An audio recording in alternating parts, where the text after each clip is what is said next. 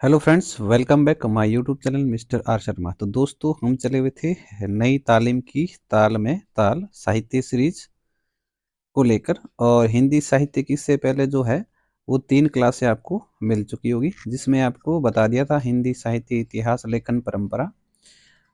और हिंदी साहित्य इतिहास लेखन परंपरा में कौन कौन से प्रसिद्ध ग्रंथ हैं, उनमें कौन कौन सी महत्वपूर्ण बातें हैं। उसके बाद आपको काल विभाजन पर बात कर ली होगी कि काल विभाजन किस किस के द्वारा किया गया, सबसे पहले कब किया गया। उसके बाद आपको बता दिया होगा नामकरण कि जो काल का नामकरण है वो किसके द्वारा क्या किया गया है। आदिकाल के विभिन्न नाम कौन कौन से हैं। अब उसके अंतर्गत आपको बता दिया होगा कि आदिकाल जो है, आदिकाल के अंतर्गत कौन कौन सी चीजें हम पढ़ने वाले हैं, जैसे सिद्ध, नाथ, जैन इत्यादि। रासु ग्रंथ है, लौकिक साहित्य है, उस तरह से जो जो भी चीजें हैं वो आपको बता दी हैं। चलिए, आज हम शुरू करने वाले हैं आदिकाल की। जो आदिकाल है उसमें कौन कौन से प्रमुख कवि हैं और कौन कौन सी जो है इसमें विचारधाराएं या संप्रदाय चले थे। तो चलिए, बिना देरी के शुरू करते हैं। चलिए, तो हमारा अभी हो चुका था, काल विभाजन हो गया, नामकरण हो गया। ठीक। उसके बाद मिश्र बंधु ने क्या क्या, शुक्ल ने क्या नाम रखे हैं, क्या काल विभाजन किया है। हिंदी का पहला कवि किसे माना जाए, उस पर भी चर्चा हो चुकी है। आदिकाल का नामकरण किस किस के द्वारा क्या क्या रखा गया, वो भी बता दिया। आदिकाल के अंतर्गत क्या क्या चीजें आएंगी, सिद्ध, नाथ, जैन, रासो, अवहट साहित्य, लौकिक साहित्य इत्यादि।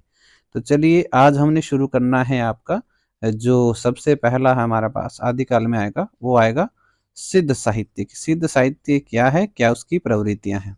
सबसे पहले है सिद्ध साहित्य। आपको पता होगा बौद्ध धर्म था। बौद्ध धर्म जब विखंडित हुआ, हीनयान महायान, तो जो है महायान है उसी में, ठीक है, सिद्ध साहित्य जो है पनपा था।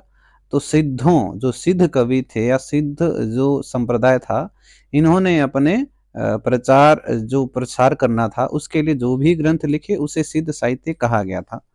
अब सिद्ध साहित्य की प्रवृत्तियां क्या क्या, प्रवृत्तियां मतलब विशेषताएं, जो सिद्ध साहित्य लिखा गया था उसमें क्या क्या खूबियां हैं, तो ये चीज आपके लिए महत्वपूर्ण है। सिद्ध साहित्य में सबसे पहली है बाह्य आडंबरों का विरोध। ये लगभग हर काल की एक प्रवृत्ति रहती है, बाह्य आडंबरों का विरोध। दूसरा है मूर्ति पूजा का विरोध, ये आपने ध्यान रखना है।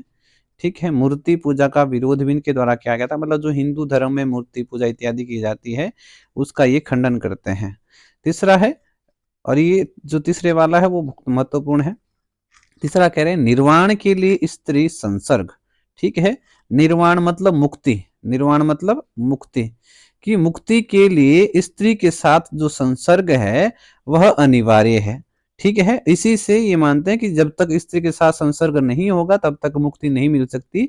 और जो सिद्धि प्राप्त है वो कैसे हो सकती है, निर्वाण जो प्राप्त हो सकता है वो कैसे होगा, स्त्री के साथ संसर्ग करके। ठीक है, तो ये बहुत बड़ी विशेषता है इस साहित्य की। इसी को दोष मानते हुए जो नाथ है वो इनसे अलग हुए थे। ठीक। चलिए, अगला है अपभ्रंश और देश काल भाषा का प्रयोग। ठीक, जो ये सिद्ध साहित्य थे इन्होंने अपभ्रंश और देश काल, जो वर्तमान उस समय की देशी भाषा थी, उसका प्रयोग जो है वो इनके द्वारा किया गया था। अगली प्रवृत्ति इसमें बताई जा रही है दोहा चौपाई शैली का प्रयोग। ये भी महत्वपूर्ण है। दोहा चौपाई शैली सबसे पहले अपभ्रंश साहित्य में देखने को मिलती है। उसके बाद श्रृंगार और शांत इसमें अंगिरस हैं, कि सिद्धों का जो सिद्ध साहित्य है उसका अंगिरस क्या होगा, श्रृंगार और शांत रस है। वैसे मुख्य रूप से जो है वो शांत रस अंगिरस है, लेकिन श्रृंगार रस भी इसके अंतर्गत माना जाता है। ध्यान रखना, इसमें श्रृंगार शब्द जो है वो टाइप गलत हुआ है, उस तरह का फॉन्ट नहीं आ रहा था। श्रृंगार ऐसे लिखा जाएगा। ठीक, श्रृंगार। तो श्रृंगार एवं शांत इसका क्या है, अंगिरस रहा है।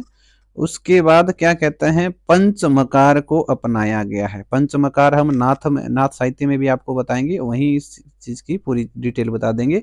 पंचमकार जैसे मत्स्य है, मदिरा है, इस तरह के जो 5 विशेषताएं थी या कुरीतियां थी इन्होंने अपनाई हैं, और जो है नाथ है उन्होंने त्यागी है।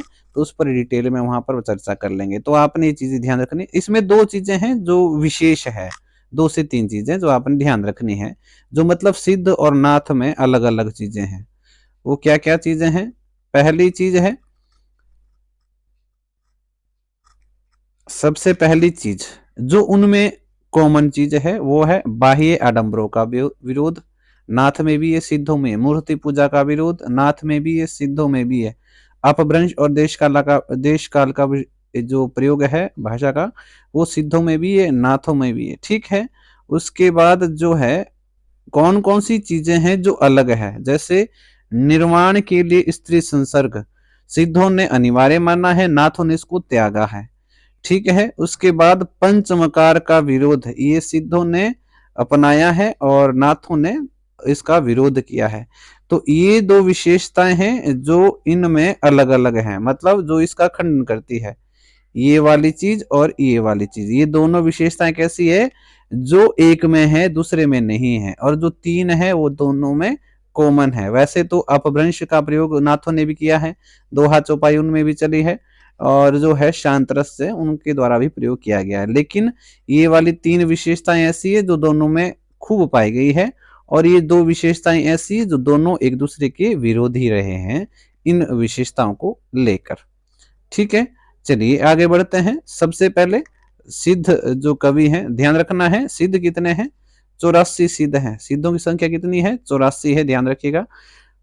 सबसे पहले है ना मुख्य पढ़ेंगे। सबसे पहले सरहप्पा है। सरहप्पा क्या है, ये राहुल सांकृत यायन एक प्रसिद्ध व्यक्ति हैं। इनके अनुसार सरहप्पा का समय 769 ईस्वी है।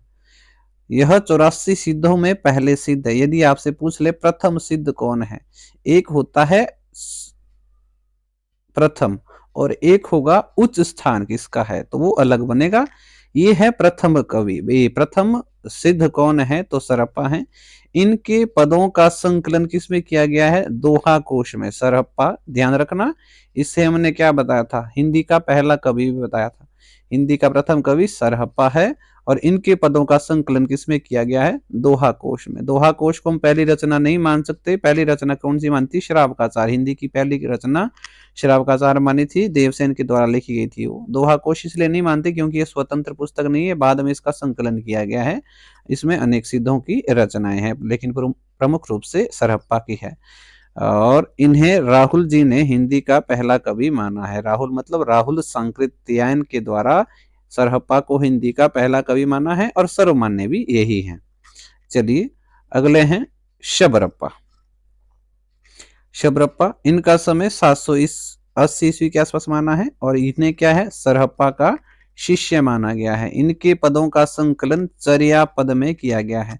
दोहा कोश में सरहप्पा के हैं, और चर्या पद में किसके हैं, शबरप्पा के पद मिलते हैं। अगले व्यक्ति हैं लुयप्पा। लुयप्पा का भी क्वेश्चन बनता रहता है, तो ध्यान रखना है।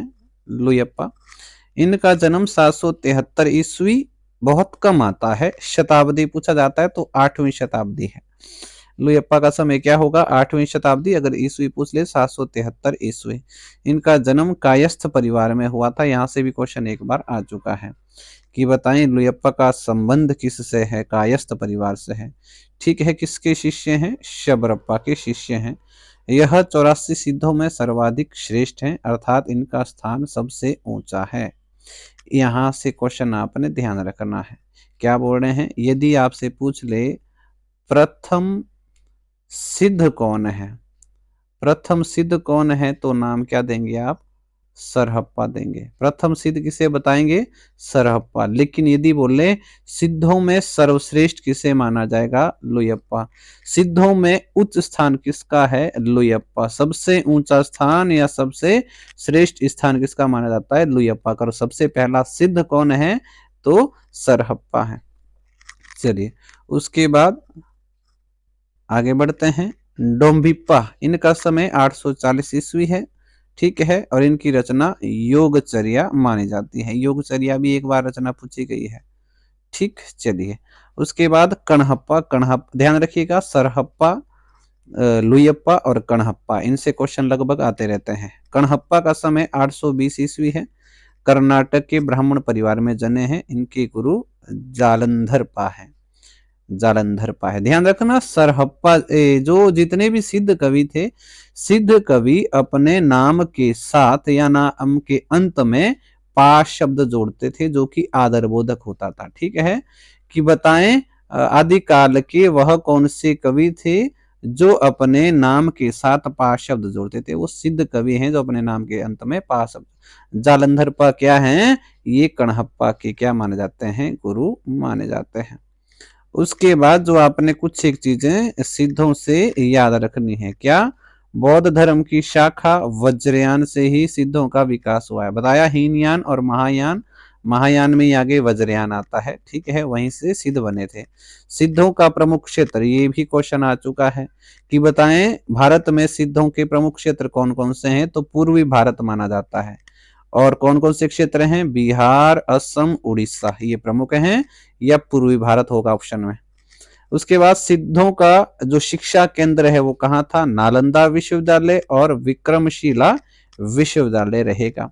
सिद्धों की संख्या आपको बता दी 84 है। सिद्धों में 4 महिला संत है, मणिभद्रा, मेखलापा, कनकलापा, लक्ष्मी कारा। ध्यान रखना है, सिद्धों में कितने महिला संत हैं, तो 4 हैं, अर्थात 80 पुरुष हैं, 4 महिलाएं हैं। सिद्धों का समय 8वीं से 13वीं शताब्दी रहा है। समय, ये भी क्वेश्चन आ चुका है एक बार, तो ध्यान रखना है। ये महिला वाला भी आ चुका है, इसका भी ध्यान रखना है।